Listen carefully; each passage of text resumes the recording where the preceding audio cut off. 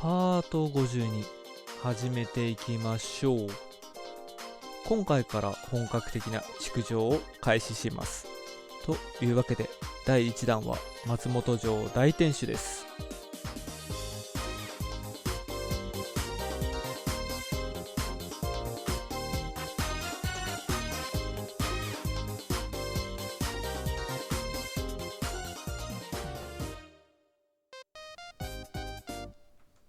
早速骨組みを作っていきましょう。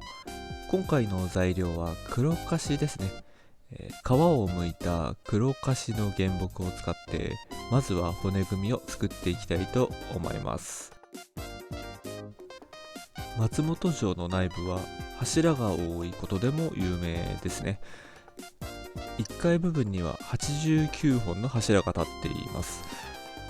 まずは外側にあたる東西に10本、南北に9本、等間隔に並んでいる柱から立てていきたいと思います。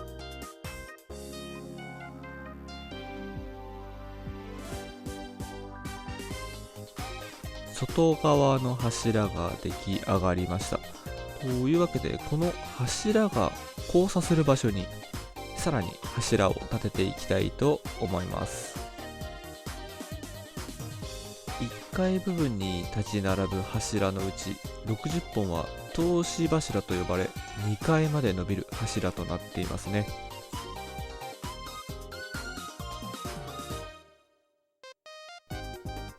1階部分の柱が立ちました。というわけでこの床の部分にもね骨組みを作っていきたいと思います。1階部分には母屋よりも一段低いところに武者走りという通路のような場所があります。どうしても人の手によって作られた石垣は歪みが生じています。この武者走りを作ることでこの歪みを矯正していますね。はい、骨組みが出来上がりましたね。というわけで武者走りの床を作っていきたいと思います。実際は母屋の土台となる下の部分、この位置ですね。この位置に武者走りの高さがあるんですが、マイクラの世界だとこの大きい原木1本が1メートルあるんですよね。なのでこの位置に武者走りを作っていきたいと思います。武者走りが完成しました。実際に武者走りとこの母屋の高さの差が50センチなのでね、この高さで母屋も作っていきたいと思います。床が一面敷き終わりました。というわけで天井を作っていく前にまずは階段を作ってしまいたいと思います。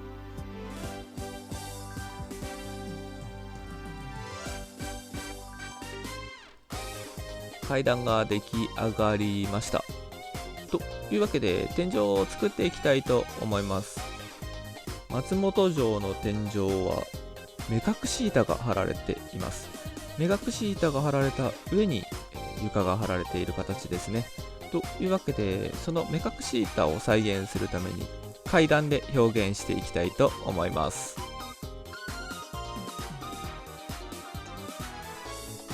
この目隠し板と上階の床板、2つの床板があることでね、床のねじれ防止と床の強化をしているそうですね。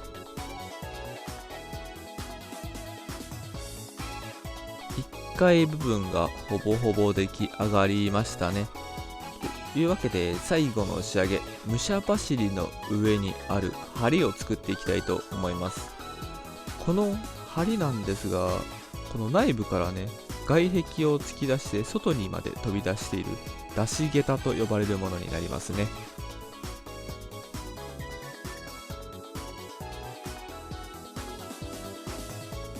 この外に出ている出し下駄の部分は1階部分の屋根のたるきを支えている、そんな形になります。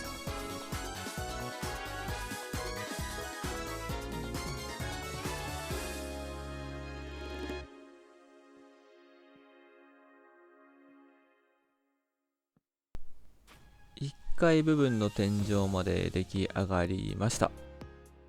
2階の骨組みを作っていきたいと思います。2階部分の柱は1階からの通し柱60本と、この階だけの柱ですね、27本、合わせて87本の柱で骨組みを作っていきたいと思います。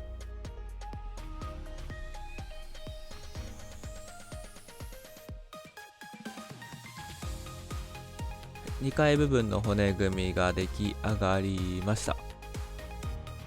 階段周りを先に整備していきたいと思います。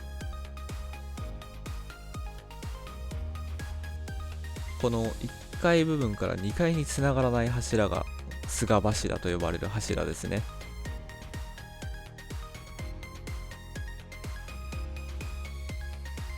これで階段は完成でいいでしょう。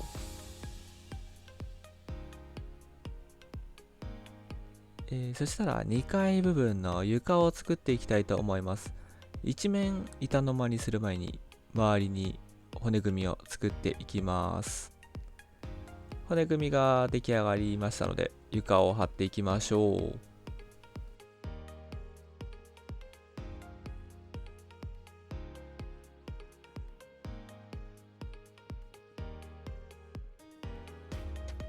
全面板の間になりましたね。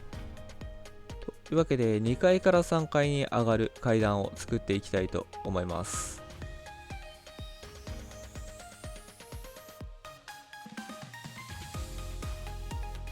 2階部分の天井を作っていきます。この部分も目隠し板になりますね。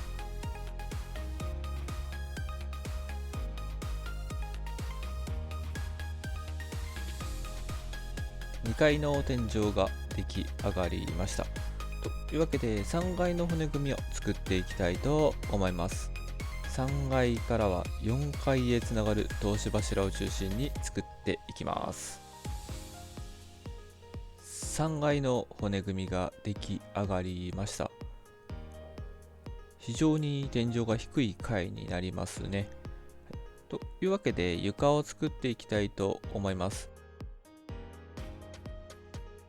床の骨組みがまだなので骨組みも一緒にね作っていきます。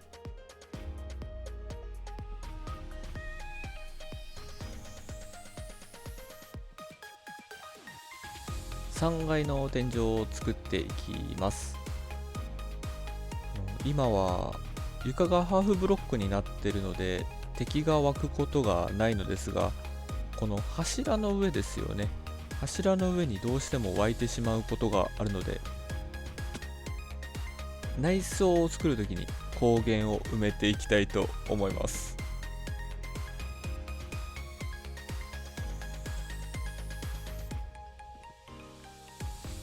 3階の天井が出来上がりました。というわけで早速4階の骨組みを作っていきたいと思います。3階4階の通し柱は46本ですね。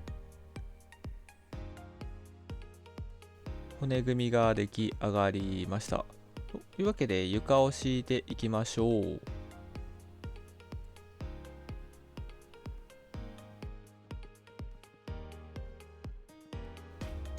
4階も板の間がすべて出来上がりましたね。というわけで4階から5階に上がる階段を作っていきたいと思います。この4階は領主のために作られた部屋で御座の間となります。というわけで天井がとても高いんですよね。この4階から5階につながる階段は今の松本城にある階段だとすごい急な階段になっています。今回は昭和16年国宝松本城に記載されている踊り場を使って折れ曲がる階段を再現していきます。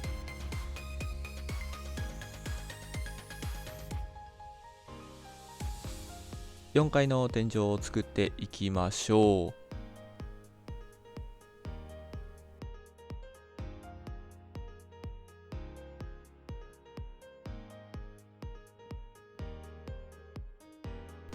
4階部分の天井が出来上がりました。というわけで5階の骨組みを作っていきます。5階6階の通し柱は4本ですね。床の骨組みも作っていきましょう。5階部分にはハフの下に入ることができる入り込み間という場所があります。このハフの入り込み間を考えて少しだけ膨らんだ形で、床の骨組みを広げていきたいと思います。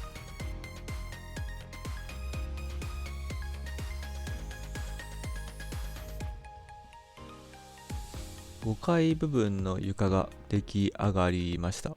というわけで6階へ登る階段を作っていきたいと思います。この5階部分の天井が松本城では一番高いものとなりますね。というわけでここの階段には2つの踊り場があります。まず1個目の踊り場を作っていきたいと思います。この5階は作戦会議室になっていたそうですね。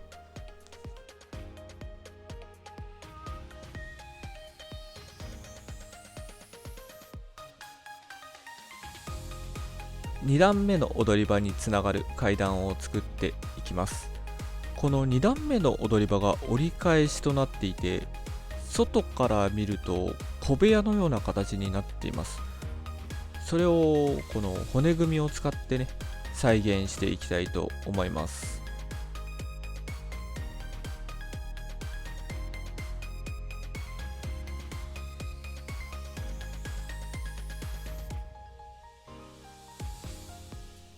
5階の天井を作っていきましょう。松本城の天井は一貫してこの目隠し板が張られていますね。5階部分の天井ができたので6階の骨組みを作っていきたいと思います。6階部分の通し柱は4本ですね。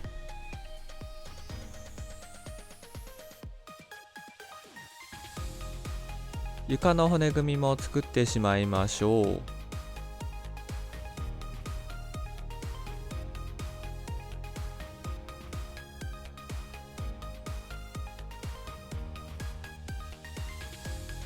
この6階部分には当初回廊がつく設計だったそうですね。冬の厳しい寒さを考慮してこの回廊部分も壁の内側に取り込んだ、そんな形になります。6階部分の柱が出来上がりました。6階には天井がありません。最上階には天井がないので、このまま屋根の骨組みも作っていきたいと思います。松本城大天守の屋根は軒先が下がらないようにテコの原理を使った工夫がされています。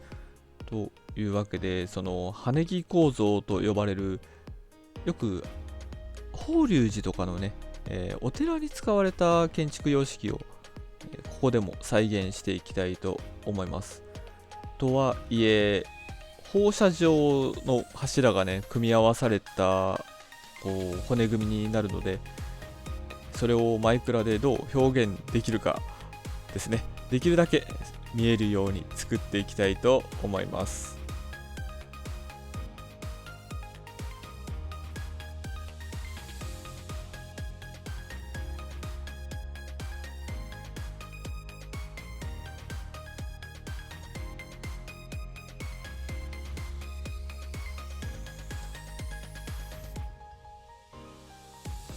松本城の屋根裏には26夜の神様をね祀った祠があります。その神棚というんですかね、祠の部分も後ほど作りたいので、そのスペースも作りつつ骨組みを完成させたいと思います。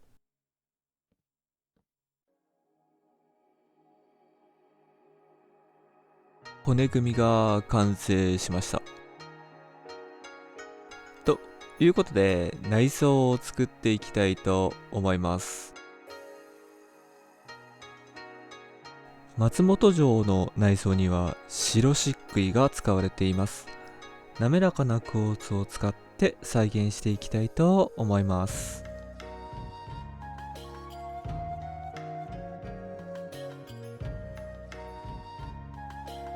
ところどころ開けている場所は狭間と呼ばれる場所ですね。城内から外に向かって鉄砲や弓矢で敵を狙う場所になります。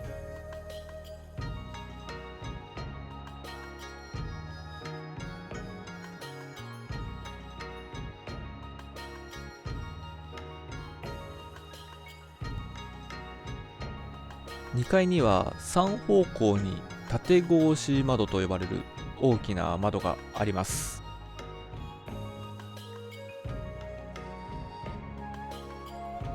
この松本城は小笠原氏が松本と名付けてから8年後、時の天下人豊臣秀吉の時代にこの松本に配置された石川数正という人物によって築城されました。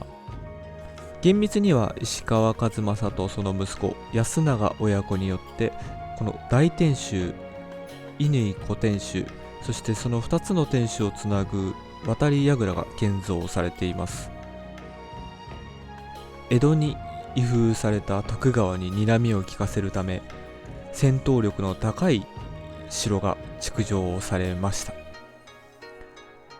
この石川数正という人物なんですが、もともとは徳川家康の重臣の一人でした。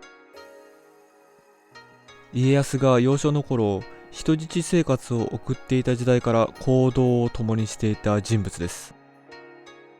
そんな人物が豊臣秀吉が天下を取った際になぜくら替えをしたのかは未だに謎が多く、家康との不仲説や家康と共謀して秀吉を騙していたんじゃないか、そんないろんな諸説があります。しかし徳川を深く知るそんな人物が豊臣にくら替えしたことで、徳川は体制を抜本的に変えなくてはならなくなったと言われています。石川数正という人物は徳川家に属していた際、織田信長に安土城を案内された経験があります。また豊臣にくら替えしてからは秀吉に大阪城を案内されているんですよね。戦国時代、この安土城と大阪城を案内された人物はなかなかいません。そんな人物が建てたこの松本城、安土城や大阪城を見た経験が生かされてないわけがないですよね。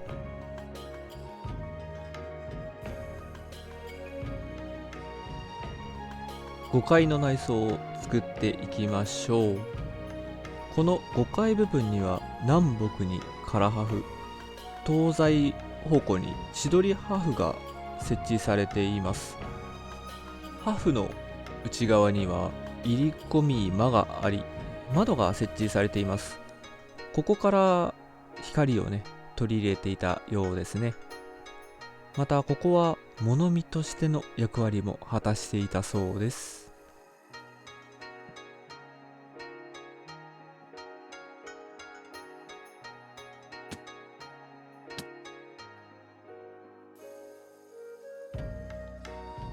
5階から6階に上る踊り場に面した場所にも白漆喰の壁を作っていきます。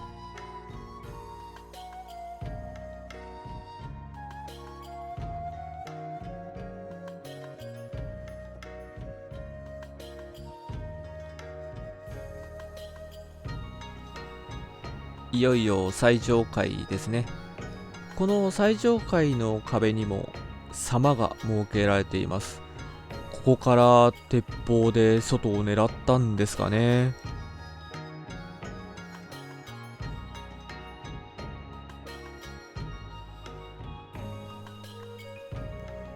大天守の屋根裏には26矢の神の祠があります。北側に向かってあるんですよね。というわけで北側に向かって神様を祀っておきましょう。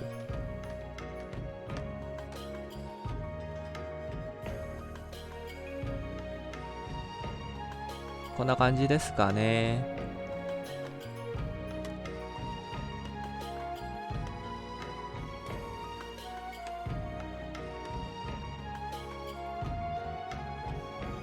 これで松本城大天守の内装が完成しました。昔の人もこうやってお祈りをしていたのかもしれないですね。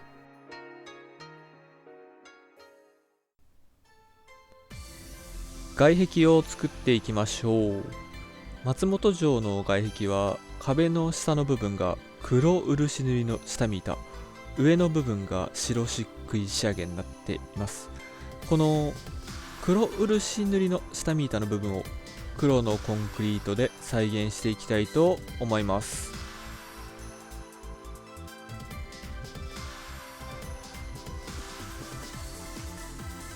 石落としがある場所には骨組みを飛び出させて作っていきます。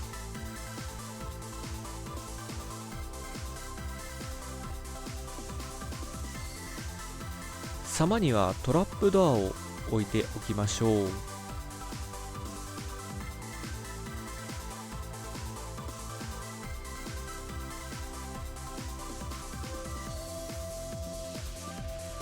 石落としの部分を少し加工しておきたいと思います。実際はここ飛び出てないんですけどね、床板を飛び出させたいと思います。この方がぽいんですよね。下見板を重ねていきたいと思います。下の部分ができたので、上部の白漆喰仕上げの部分を作っていきましょう。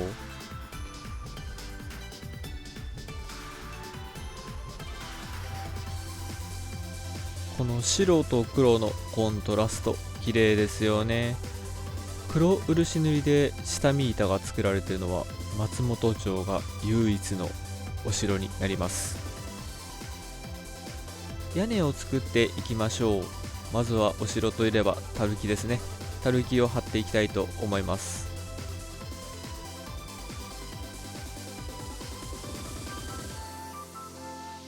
外壁から飛び出してる出し下駄がね、うまく屋根を支えているように作っていきたいと思います。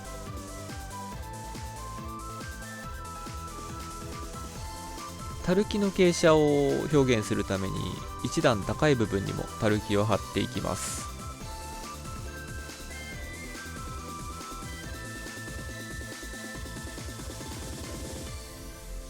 屋根の石瓦は石レンガで表現していきます。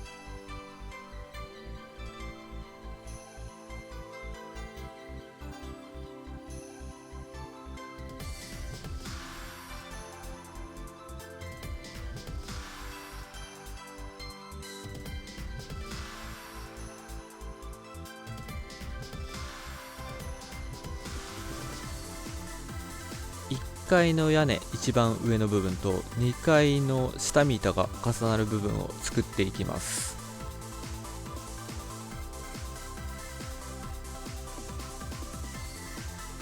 2階にある縦格子窓には雨よけのための突き上げ戸がついています。頭皮のトラップドアで表現していきます。2階の屋根の上には千鳥破風があります。というわけで千鳥破風も仕上げていきましょう。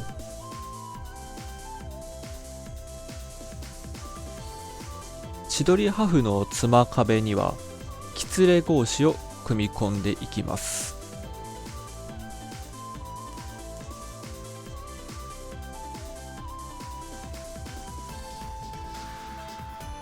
5階の部分には唐破風があります。破風を作っていきたいと思います。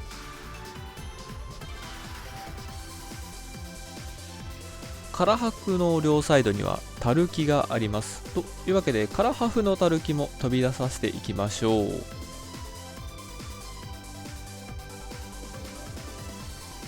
この下見板とね、うまく組み合わせて垂木を作っていきたいと思います。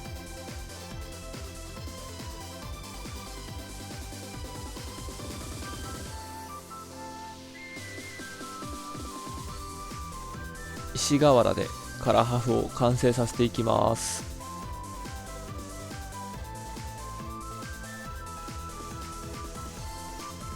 5階の東西には千鳥ハフもあります。というわけで千鳥ハフも完成させていきましょう。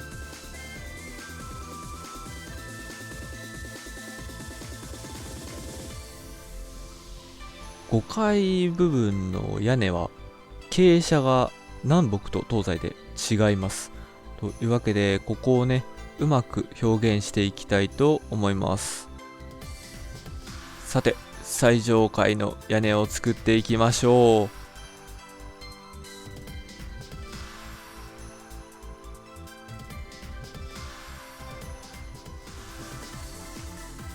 最上階は入り母屋ハフになりますね。入り母屋ハフを作っていきたいと思います。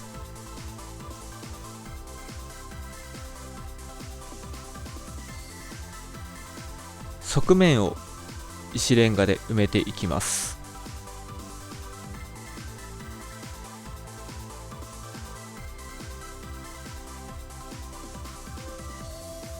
屋根の一番上の部分は少しだけ高くしておきたいと思います。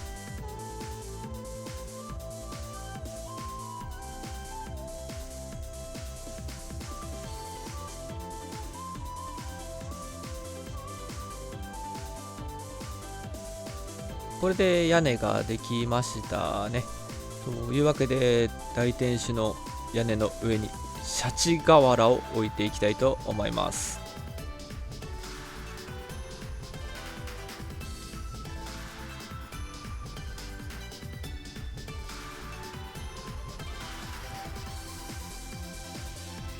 はい、こんな感じですかね。いいんじゃないでしょうか。というわけで反対側にもシャチ瓦を乗せていきたいと思います。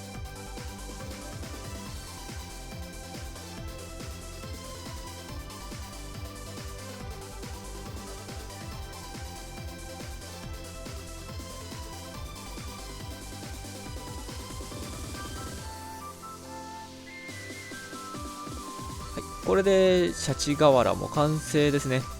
最後にこの入り母屋ハフの木ずれ格子を組み込んで完成させていきましょう。